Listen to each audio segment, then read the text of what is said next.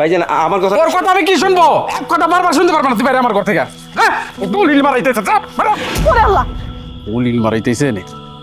ভাইজান এটা আপনি কি করলেন? হ্যাঁ, কি করলাম মানে? তোমার স্বামীরে কতবার বলবো এই ভিটা বাড়ির দলিল এই মুহূর্তে তার হাতে দেওয়া যাবে না, তারপরও সে ঘরের মধ্যে ঢুকে চিল্লাফাল্লা কেন করে? ভাইজান মির্জা ভাইরে যদি জায়গা জমির দলিল না দিই সে তো টাকা দিব না। আপনার কি একটু আক্কেল জ্ঞান নাই ভাইজান? নিজের রক্তের ভাইরে কেউ এভাবে ধাক্কা দেয়? মুখ সামলায় কথা বলো ছোট, বেশি বাড়াবাড়ি করলে না তোমারও ঘাট ধাক্কা দিব।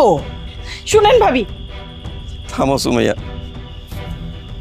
ভাবি, ভাইজান আমি তো এই ভিটা বাড়ি একেবারে বিক্রি করে দিতেছি না, শুধু বন্ধক রেখে মির্জা ভাইয়ের থেকে টাকা নিতেছি শুধু আমার মেয়েটার চিকিৎসা করানোর জন্য। এই যে আমাকে বাপ দাদার ভিটা মাটিতে সম্পত্তি, এগুলা কি দুই ভাইয়ের মধ্যে এখনো ভাগ হয়েছে? হয় নাই। তাহলে তুই কেন দলিল নিতে যাবি? তোর এই সাহস কে দিছে? আমি তো তোমার অংশ বন্ধক দিতেছি না, আমার অংশ বন্ধক দিতেছি, আবার সময় মতো টাকা দিয়ে দলিল ফেরত নিয়ে নেব।